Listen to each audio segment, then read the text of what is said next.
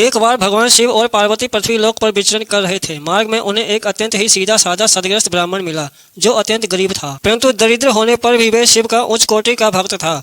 उनमें उसकी श्रद्धा अटूट थी। उसे देखकर माता पार्वती का हृदय पिघल गया और वे भगवान शिव से बोली, ये कैसी लीला है आपकी। यह ब्राह्मण तो आपका उत्तम भक्त है, पर फिर भी इतना निर्धन, इतना गरीब, कृपा कर इसे धनवान बना दें। शिव बोले, हे देवी, इस मनुष्य के भाग्य में धन वैभव है ही नहीं। इस पर माता पार्वती बोली, ये सब कुछ मैं नहीं जानती, अगर आप चाहें तो सब कुछ कर सकते हैं।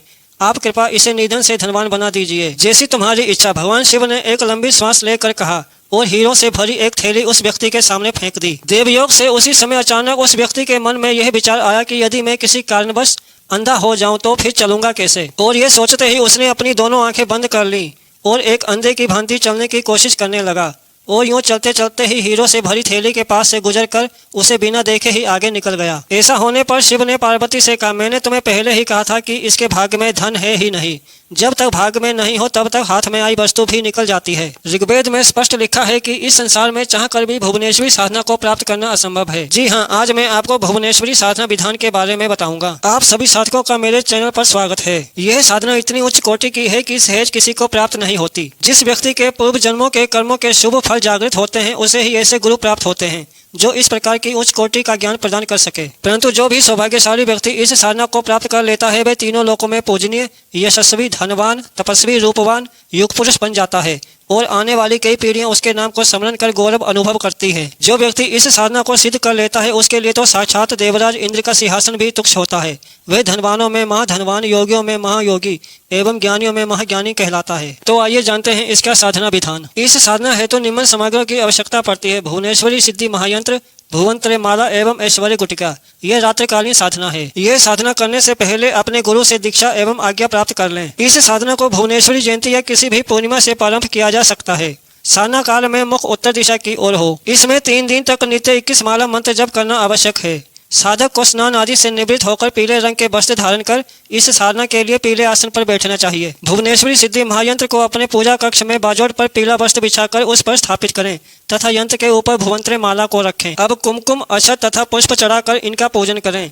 ऐश्वर्य गुटिका को यंत्र की दाहिनी ओर स्थापित करें तथा उसका भी पूजन करें। साधना या मंत्र जप काल में घी का दीपक लगाना अनिवार्य है। फिर भुवंत्र माला से निम्न मंत्र का जप करें। मंत्र है ओम ह्रीम श्रीम क्लीम भुवनेश्वर्य नमः।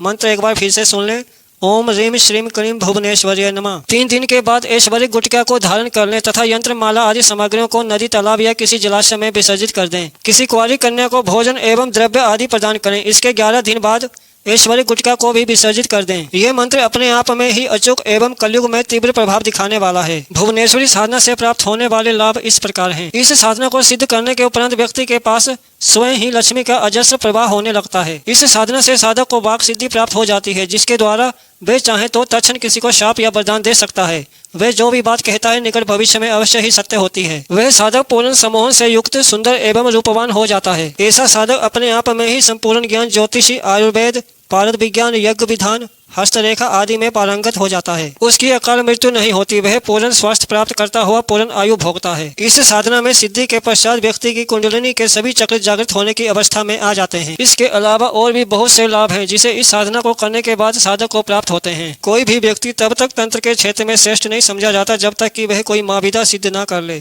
और जो साधक ऐसा करने में सफल हो जाता है वह तो सारे संसार में पूजनीय हो जाता है। उच्च कोटि के योगी जन भी उसको श्रद्धा के साथ नमन करते हैं एवं देवी देवता भी उसकी वंदना करते हैं। आज के वीडियो में बस इतना ही। अगले वीडियो में आपसे फिर मुलाकात होगी। तब तक के लिए जय गुरुदेव।